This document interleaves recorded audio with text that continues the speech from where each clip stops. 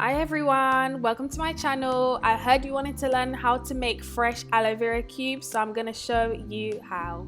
So many of us are trying to stay away from harsh chemicals and ingredients to live a healthier and cleaner lifestyle. Aloe vera has so many beneficial properties, which means it's amongst one of the best plants to start that journey. The benefits of aloe vera towards the skin include moisture and collagen to fight against aging. It is also an anti-inflammatory, which can help to cool sunburn and speed up the healing of any blemishes or cuts to the skin.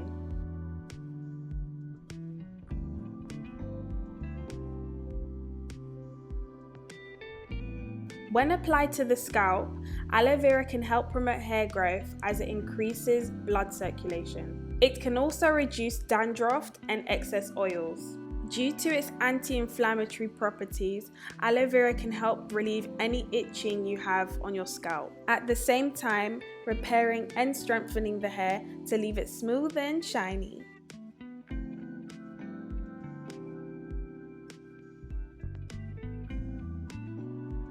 Additional benefits are it can lower blood sugar and detox the body. It also relieves constipation and heartburn and can be used as a natural mouthwash. The first thing I like to do is wash my aloe vera. Because I got it from the market, you know, people touch things, people are talking over it, coughing, sneezing, whatever. I don't want that getting into my gel, so I like to give it a good wash first. I started removing the sticker, but then I was like, girl, you're gonna cut the skin off anyway, so stop wasting your time.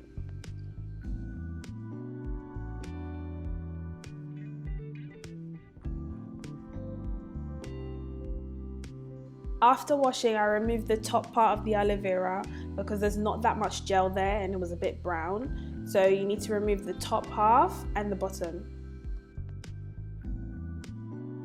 As you can see, the aloe vera has spiky parts down each side, so it's important to cut those off.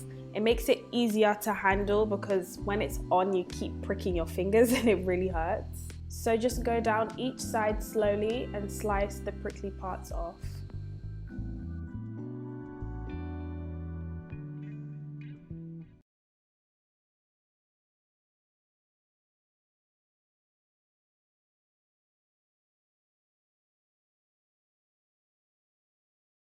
The next step is to cut the aloe vera into pieces. I don't really know what I was doing here. I cut the pieces so small, but don't do this. Cut it into maybe 4 pieces because it makes the process so much quicker.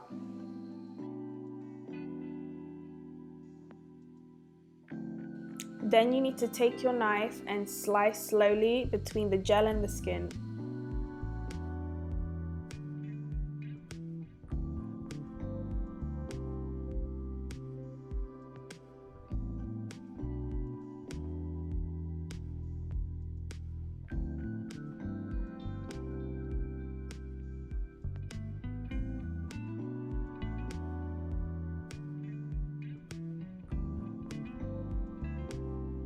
I've changed the angle here so you can see exactly what I'm doing. I think where I placed the camera before was a bit too far.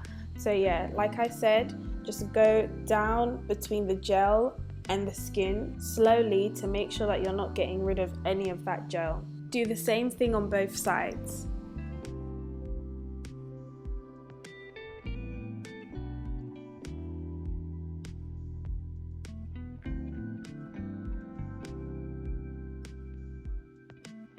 Guys, when I tell you this aloe vera was slippery, it was more than slippery. It was slipping and sliding out of my hands like nobody's business.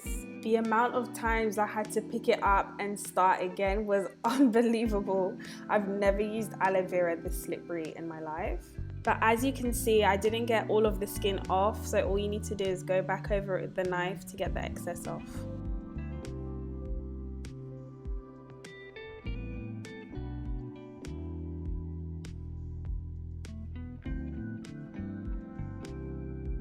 Once you've cut the aloe vera, you may notice this yellowy liquid coming out. Don't worry, it's not poisonous or anything. A lot of people seem to believe that it is poisonous.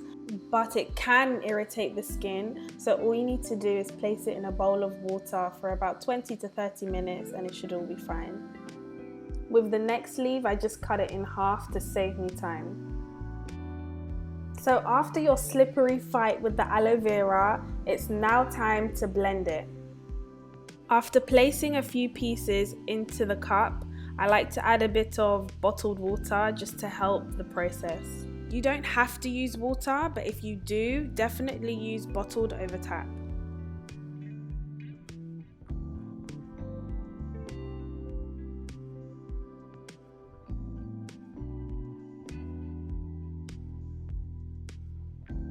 My bullet is giving me the most wahala these days, and it's only about 2 years old, but it's taking me forever to get it started. But once you've got it started, leave it to blend for about, I'd say probably 2 minutes.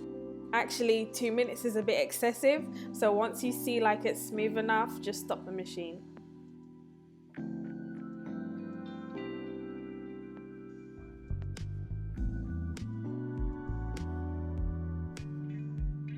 It becomes super foamy once blended. As you can see, I'm making an absolute mess. So all you need to do after is transfer it into a clean container and repeat the steps like before. So just pop the aloe vera into the cup, a bit of water if you want, and blend.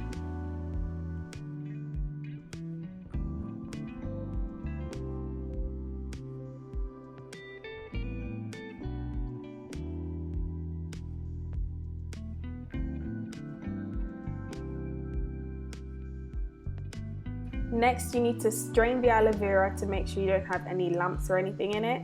Some people use tights, but please, ladies and gentlemen, use clean, new, the emphasis on new tights. We don't need any clean used tights, just new tights. Here I'm just removing any excess foam that's left on top.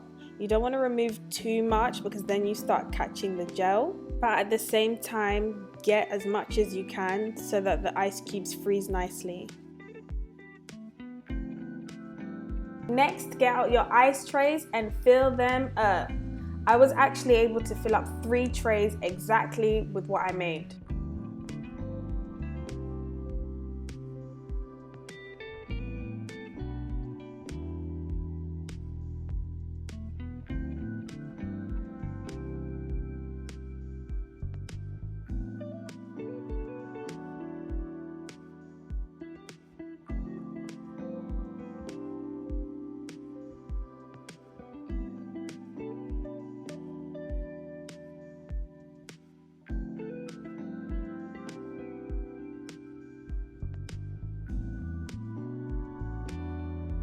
And of course, the final step is to pop the trays into the freezer so that they're ready the next day. The next day. And here are my beautiful cubes.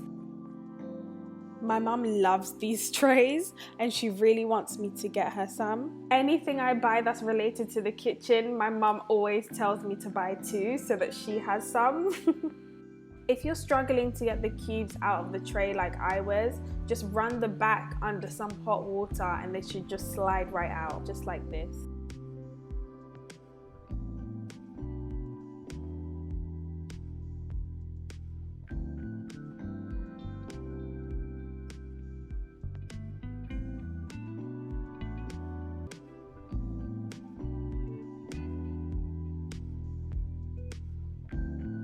So there you are, guys. I hope you enjoyed this video. You've got wonderful, fresh aloe vera cubes to last you a while.